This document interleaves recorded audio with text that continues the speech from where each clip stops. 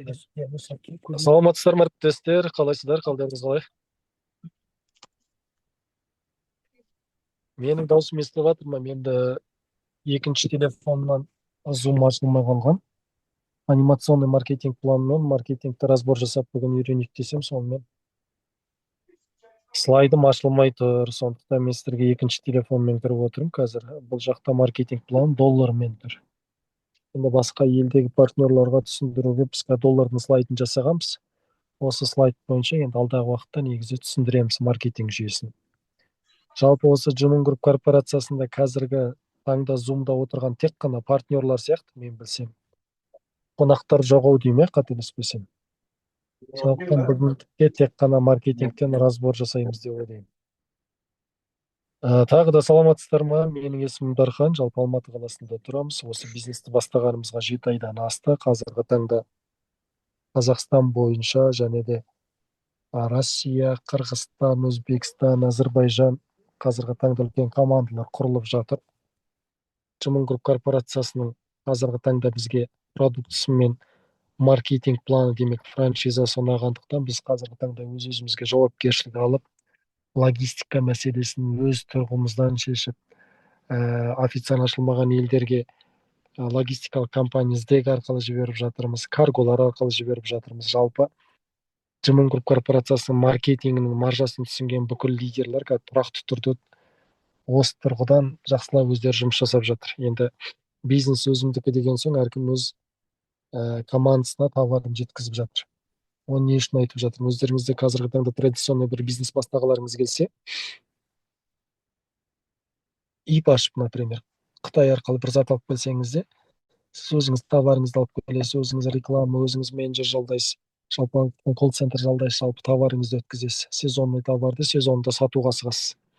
Дәл сол секілді Джумун Груп корпорациясы продуктысы адамның 12 мүшесі 360 пұлына керекті өнім бар, сезонға қарамайды, бірақ өнім барысында біз көптеген күшті результаттар, отзывтар көріп жатқан соң, халықтан бұл өнім сұранысқа өте көп болғандықтан біз қазіргі таңда әлемдік деңгейде дейміз ғой, қай ел сұрайды, сол елге өз жолымызбен международный почта, DHL арқылы болсын, SDEG арқылы болсын, FedEx арқылы болсын, жалпы айтқанда любой карголармен де жіберу жолдарын іздеп жатырмыз. Неге? Өйткені бизнес өзіміздікі. Компанияға қарап отыратын болсақ, ол официально ашылам деген кезде ғана растамашка жасайды. Біз қазіргі деңгейде үлкен масштабта команда құрғымыз келгендіктен, тұрақты түрде жұмыс жасағымыз келгендіктен дәл әрекеттерін жасап жатырмыз. Ал енді маркетинг планына келетін болсақ, маркетинг планының бұл жақта маржасы өте жоғары. Мысалы, сіздер қарапайым традиционный бизнес ашқыңыз келетін болса да, елге танымал Starbucks'тың франшизасын сатып алам десеңіз де, немесе Қазақстандағы Тайқазан, Жеті Таңдар, Шафран, немесе Бауырдақтың франшизасын сатып алам десеңіз де, 10 миллионнан кем ақша сұрамайды. 10 миллионнан кем ақша сұрамайды.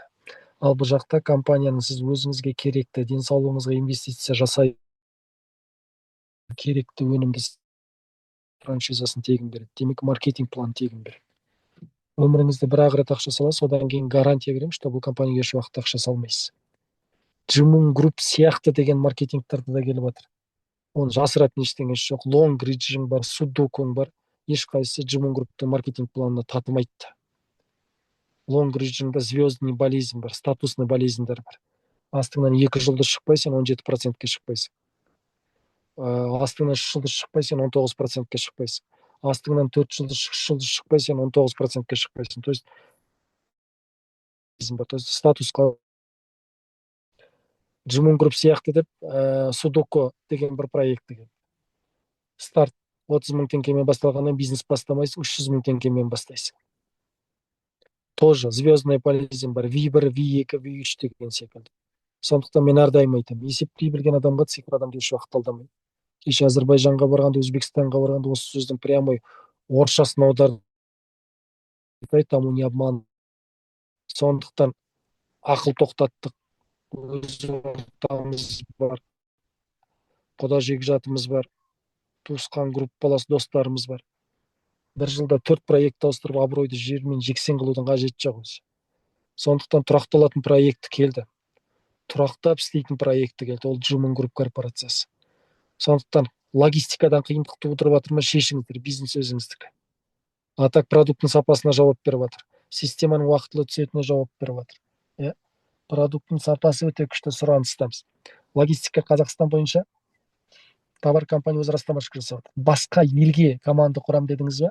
Бірінші очередь сол манағы логистика мәселесімен уақытында товарды каргомен болсын, іздек арқылы болсын, международный логистикалық почталар арқылы жіберудің жолдарын спонсорыңыздан сұрап алыңыз да команданы қарқынды құра беріңіз. Бизнес өзіңізден басталады, команда өзіңізден басталады.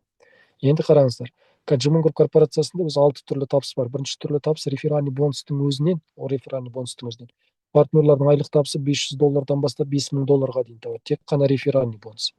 Осы реферальный бонустың өзінен 4 айдың ішінде однокомнатный квартираның ақшасын табасың. Тек қана реферальный бонустың өзінен. Ешбір сетевой компанияда жоқ реферальный бонустан 4 айдың ішінде тек однокомнатный квартира сатып алдым деген ешбір проекті де жоқ. Басқа сетевой компаниялардың рефералкасын қосыңыз, командный бонусыңыз, матчинг бонусын қосқан кезде біздегі бірінші түрлі табыс реферальный бонусқа татымайды. Енді қараңыздар, осы уақытқа дейін мен анализ жасадым. Сетевой компанияның қайсысы қарқынды өседі деген анализ жасадым. Сөйтсе бірінші түрлі табысы реферальный бонусы халыққа қолайлы, комфортно болса, сол сетевой бизнес жүреді екен. Бізде классика накопительный, вход доступен, үлкен пакетке еш уақытта ақша салып апгрейд жасамайсыз. Енді ойлап қараңыз, реферальный бонуста бізде каждый этаптың арасы разницасы 10%-тен түседі. Сіз 20%-да болсаңыз, астыңыздағы лидеріңіз 10% болса, 10% разницасы түседі. Сіз 40%-да боласыз, астыңыздағы лидеріңіз 20%-да болса, разница 20%-да түседі. Сіз 50%-да боласыз, астыңыздағы лидеріңіз 20%-да болса, 30% разница түседі. Джимон Груп сияқты деген проекттерге 15%, 17%, 19%, 20% деп Джимон Груптың әйтеуір маркетинг қайталап жүрген бір проекттері бар. Арасындағы разницасы 310 теңге ғана түседі. Бізде ең минималды сумманың өзі 1800 теңге түседі. Ең минимальный сумма. Тек қана реферальный бонустың өзіне күнделікті табыстары 50 мың, 100 мың, 200 мың, 300 мың, самый патологы 1900, 1 980 000 теңге тек қана реферальный бонустан табамыз біз. Енді дәл осындай маркетинг жүйесін есептей білмей сандалып жүрген біраз адамдарды көрдім мен. Мен сол кезде таңғалдым. Маркетингтің төресін қадірін түсінбеген адам уже болды, уже анда да барады, мында да барады, ақыр соңында өзін жамандамайды ғой адам еш уақытта. Сосын ол компанияны жамандайды, продуктын жамандайды. Сондықтан реферальный бонустың өзінде толық разбор жасаймыз. Командный бонус, премия ежемесячный, разница от товарооборота, то есть төртінші түрлі табыс, матчинг бонус, заместитель орынбасар, директорлыққа тоқталамыз. Енді қараңыздар, реферальный бонус 5 уровеньнан түседі, 5 ұрпақтан түсетін табыс. $65 ешқандай бизнес аша алмайсыз, кафеде аша алмайсыз, дөнерханада аша алмайсыз. $65 кім кіре алады? Зейнеткер де кіре алады, студент те кіре алады. $65 тек қана қазір бір тойға шақырса шашуға ғана бересіз. 20-30 мың теңгеңізді шашуға алып барасыз қазір. Бір тойға шақырды ма, соған апарасыз. Сондықтан айтам, бұл бизнесті $65 бастадық біз бәріміз. Ал Джимон Груп қазіргі таңда миллиондап табыс тауып жатыр. Өтірік айтып жүрген адамдар көп. Айтам, Джимон Груп корпорацияның арғы атаңды жамандады ма, әлде бергі атаңды жамандады ма? Өміріңде бір-ақ рет $65 төлейсің, бірақ айына миллиондап табыс табатын бизнес Қазақстанда жоқ қой, Қазақстанда жоқ. Керісінше осы Джимон Груп бір қазақтың өмірін өзгертуге себепші болып та, осы франшизаны неге халыққа айтпасқа деп мақтаудың орнына кейбір адамдар бар, білмеймін, ниеті тар адамдар ма, өздігінен ойдан шығарып алып, неше түрлі әңгімелерді айтып жүрген адамдарды көрдім. Айтам, қарапайым ИП ашып, налогын төлеу үшін де саған қаншама расход кетеді. Ал Джимон Груп корпорациясында бір өнім сатып алу үшін сен айына миллиондап табыс табасың. Бір адамның миллиондап табыс табуына себепші боласың. Бір адамның кредитінен құтылуға, бір адамның үй алуына, бір адамның машина алуына себепші боласың. Екінші вход, жарайды, $65 салдың. $65-ға не бизнес ашасың, одан да крупный салайық та деген адамдарға, пожалуйста, $300 мен, $1000 тіркелсең де. Ол өз қалау. Үлкен суммамен кірген соң, товарыңыз да көп келеді, статусыңыз да көтеріледі. $1000-ға тіркелген адам бірден 30% дәрежеге көтеріледі, және де 30% скидка, повторный покупка скидка алады. Ары қарай $3600, $36000, $105000-ға командаңыздың бүкіл товар обороты есептелінеді. Бірінші заказ, повторный заказ, промоушнмен өткен заказдардың барлығы повторный есептелінеді. Сол себептен де мен әрдайым айтамын, ал кім 50% дәрежеде тұр, өзіңіз бір өнімді алайын деп жатсаңыз, соның жарты бағасын аласыз, бірақ компания товар обороты толық бағасымен есептейді. Оптом аласыз, в розницу есептейді. Маған айтыңызшы, ондай сетевой компания жоқ. Қазіргі Джимун Групп сияқты деп тұрған названиялар, манағы айтып отқан лонг ричингда, судокингда да ондай нәрсе жоқ.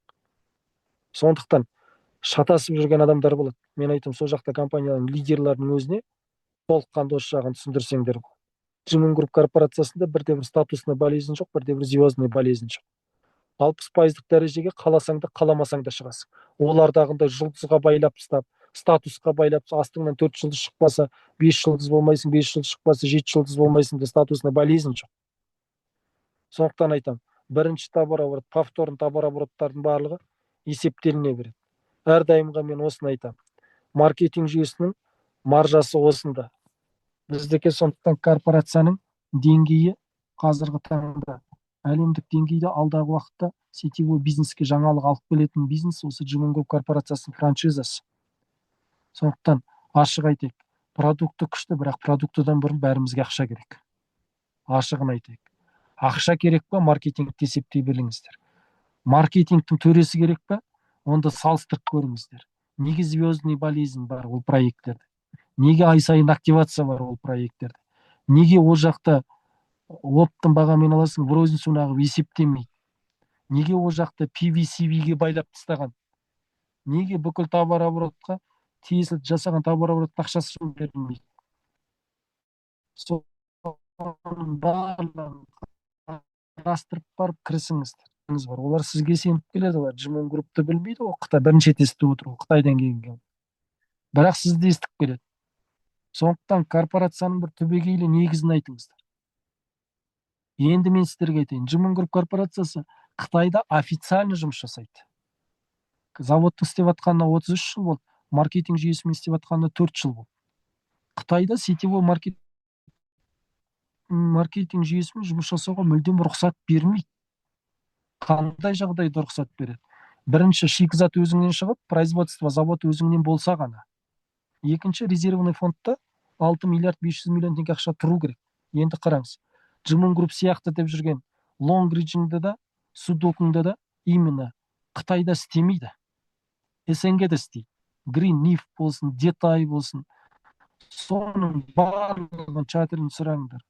Джимун Групптың өзінің собственный шикізаты, өзінің производствосы болғаннан кейін рұқсат берді. Сондықтан Қазақстанда қаншама проекттер бар. Ешбір заводы жоқ, ешбір бюджетінде, финансовый бюджетінде ақша жоқ, тек қана маркетингке расчет жасап отырады. Любой компания барады да Казбаттан өнім жасатады да, дистрибьюторымыз деп сатып отырады болды. Ондай компанияның өнімін алуды қойыңдар, адам денсаулығымен ойнауға болмайды. Сол себептен де адамның денсаулығына жауапты болу үшін, оның өміріне жауапты болу үшін, бір адам өмірін өзгертуге себепші болу үшін тарихы тереңде жатқан компанияны таңдап, соның маркетинг жүйесін дамытуымыз керек. Қиындық болмайды емес, болады. Неше түрлі нәрселер шығады, неше түрлі нәрселер қайтады. Мына Silkway деген бір компания болды. Бізге карандаш, растаможкасы құжаты бітпей жатқан кезде сол Silkway'дің лидерлары 100 айтты. Сіздерде карандаш сатылмайды, тек қана бізде Silkway'де болады. Біз Джимун Групппен договорға отырғанбыз. Оттаған әңгіме, өтіріктері беттеріне шықты. Карандаш бізге келді ме? Келді. Осыны айтыңдар әр халыққа. Джимун Групп корпорациясы ол өз алдына бренд ол. Сондықтан мен айтам, басқа компанияларға сапалы өнімді шығарса да бірінші ол Джимун Группқа шығарады. Silkway'да тұрған біраз істеп жүрген лидерлер біраз әңгіме айтқан болады. Джимун Групптағы біраз өнім спрейді, карандашы да бізде сатылатын болады, сіздерде сатылмайды деп. Неше түрлі әңгімелерді айтқан. Сондай лақпа әңгімелерге еш уақытта сенбеңіздер. Мен айтқам, қазір сол Silkway'дің адамдарының бәрі қазіргі таңда сөйтіп айтып келмей не айтарларын білмейді. Ақыр соңында түсінді, өздері де сол маркетингтер шат айтады. Классикадан бинарға ауысып, бинардан бірдеңе ауысып айтады. Ақыр соңында түсінді, қай өнім қай жақта жақсы екендігі. Сондықтан 60% дәрежеге қаласаңыз да қаламасаңыз шығасыз. Оған уақытқа шектеу қоймаған, ограничение қоймаған. Қазір біреуімізге 60% дәрежеге шығу үшін 3 ай уақыт береміз деші, санаулы адам орындалады, қалғандары орындай алмайды. Өйткені ол екінің бірінің өмірлік жағдайы бар, екінің біріне сенетін адам бар, екінің бірі асықпай разгон алатын адамдар бар. Сондықтан ондай статусный болезнь, уақытқа шектеу қоятын маркетинг керек емес. Маркетинг адамның как живой организм секілді болу керек. Адамға керегін беру керек, керек емес жерін алып тастау керек. Ол маркетинг қайда? Тек қана жымын группта. Соны тағы да ескертіп айтамын. Өнім керек па, маркетинг керек па? Тұрақталыңыздар. Тұрақтылықта әр адам тұрақты істеген жерден адам өз табыс табады. Марғұлан Сейсенбаев соны айтады. Қай жерден нан таптың, соны дамыт дейді. Жимун групптан сіздер кім 30%, кім 40%, действительно нан таптыңыздар ғой. 200 мың болсын, 300 мың болсын, 500 мың болсын. Және оңай таптыңдар, жеңіл таптыңдар.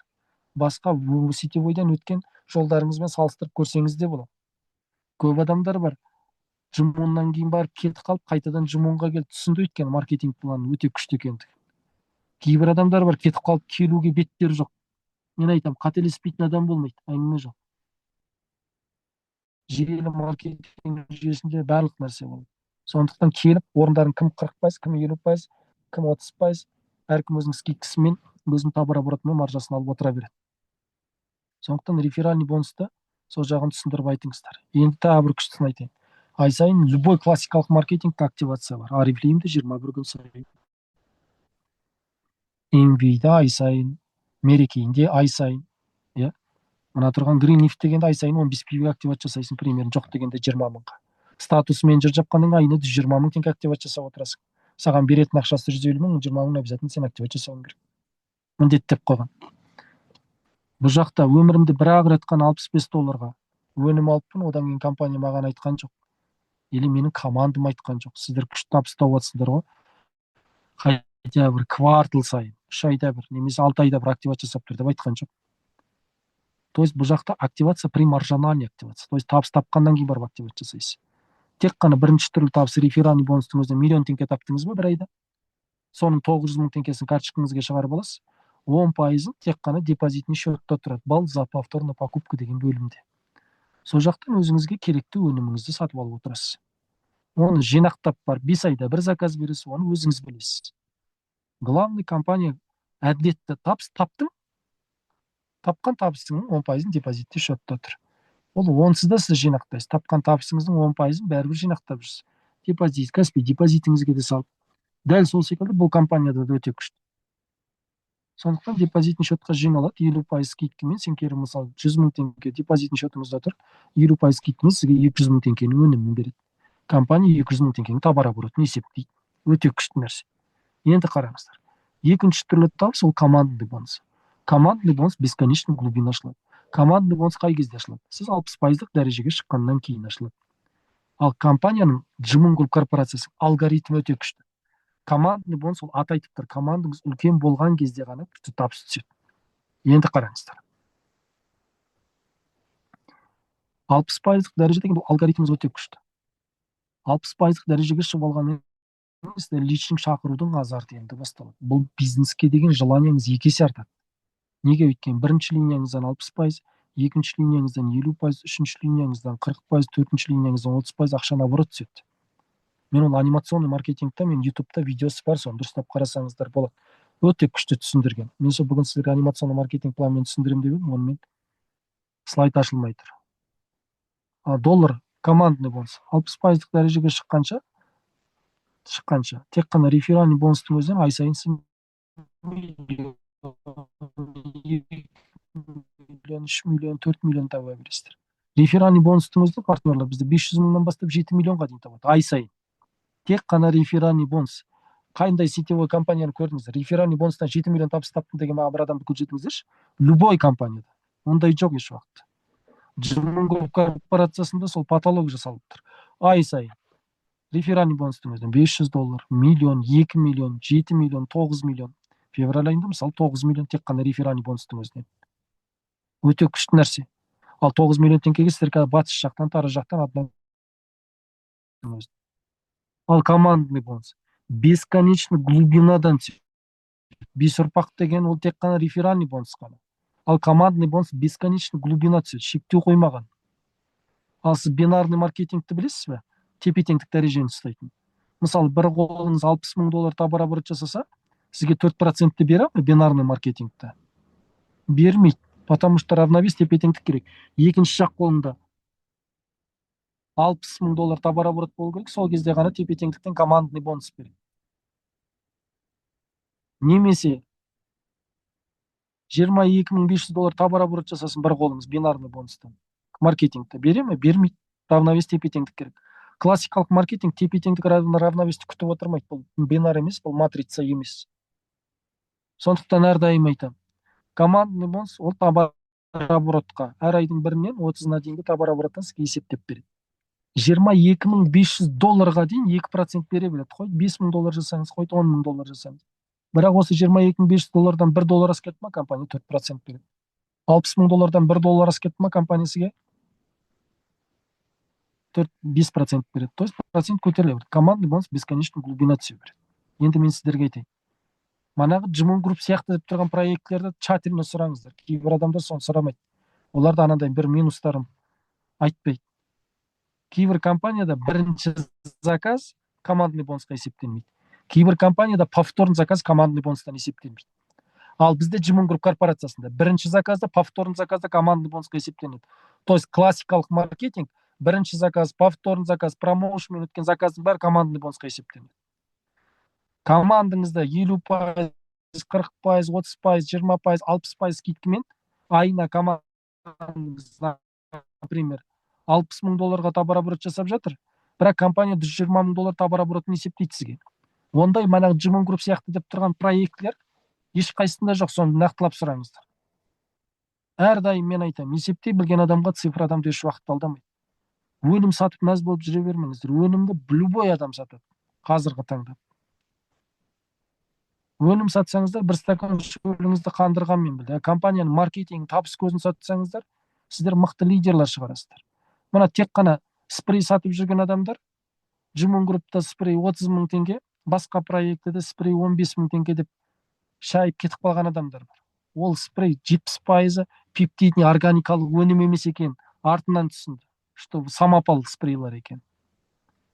Біздікінің Джимон Групптың чудо карандаш емес екенін түсінді олар. Адам денсаулығымен ойнауға болмайды.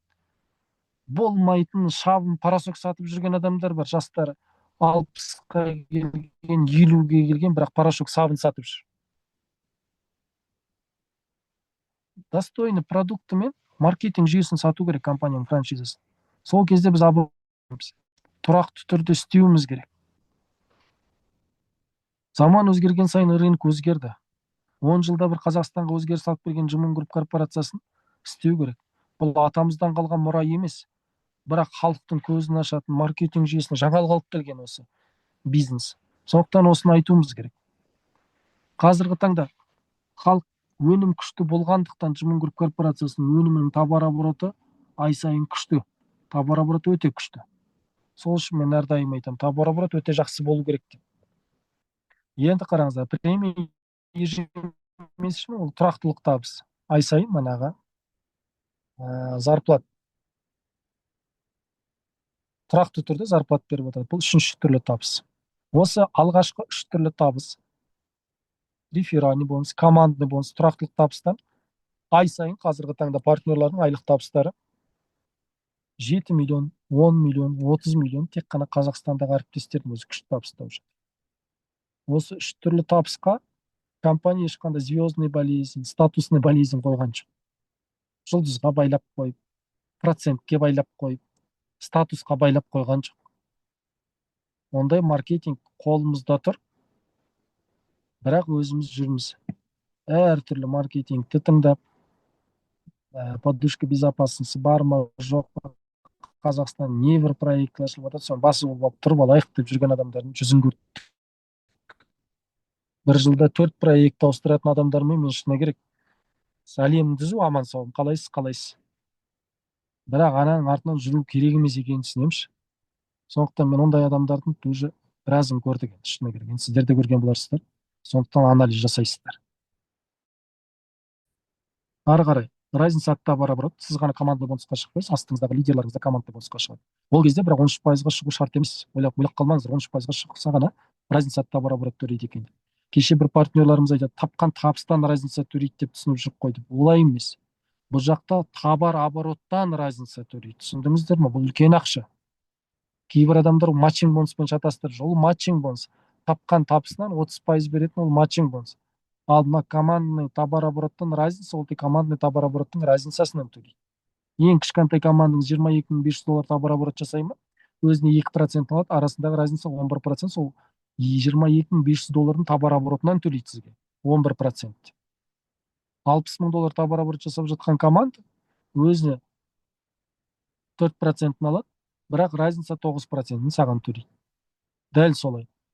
120 000 доллар товарооборот жасап жатқан команда өзіне 5% алады, 8% сізге төлейді. Дәл осындай разницасын төлейді. Түсіндіңіз? Маңыздысы осы. Дәл осылай сіз 13%, астыңызда лидеріңіз 13%-ға шыққан кезде матчинг бонус, тұрақтылық табыс дейміз ғой, чека аласыздар. Қазіргі таңда заместитель орынбасар директорлыққа 4 линияңыздан, 4 личный емес, 4 линияңыздан 60%-ық дәрежеге шығу керек. Ол накопительный, қаласа да, қаламаса да шығады. Сіздер 60%-ға шығамын дегенше астыңыздағы лидерлеріңіздің барлығы 50 мен 40% дәрежесінде тұрады. Сіз заместитель орынбасар товарооборотқа жетемін дегенше астыңызда 4 емес, негізі 8 адам шығып кетеді. 8 линияңыздан 60% шығып кетеді, сондықтан ол проблема емес. Сол кезде сізге матчинг бонус 2 линиядан төленеді. Бірінші линиядан 40%, екінші линиядан 10%. Ары қарай директор болған кезде матчинг бонус негізі 4 линиядан ашылады. Мына жерде. Сол кезде статусыңыз директор болады. Жалпы, в отличие от другого проекта, то есть басқа сетевой маркетингтен айырмашылығы, оборот накопительный, без подтверждения статус, без привязки к личнику, ежемесячный активация жоқ, срок ограничение жоқ, уақытқа шектеу қоймаған, балл күймейді, 60%-ық дәрежеге шығам дегенше, апгрейд жоқ. Дәл осындай проект ешбір сетевой компанияңда жоқ. Статусный привязка деген, Джимон Групп сияқты деген осы 2 проектті апгрейд жасайды. Халыққа қолайлы маркетинг план түсініңіздер. Халыққа абырой керек, халыққа табыс керек, халыққа қолайлы вход керек. Бір сөзбен айтқанда, халыққа қазіргі таңда комфорт керек. Комфортный маркетинг планды өздеріңіз алғаш рет тыңдап отырсыздар, мүмкіндікті сіздер алып отырсыздар, осыны халыққа жеткізуіміз керек. Сол кезде үлкен дәрежеге чекқа шығамыз. Тыңдағандарыңызға көп рахмет. Әріптестер, істеріңізге сәттілік, командаларыңыз қарқынды өсе берсін. Сау саламатта болыңыздар.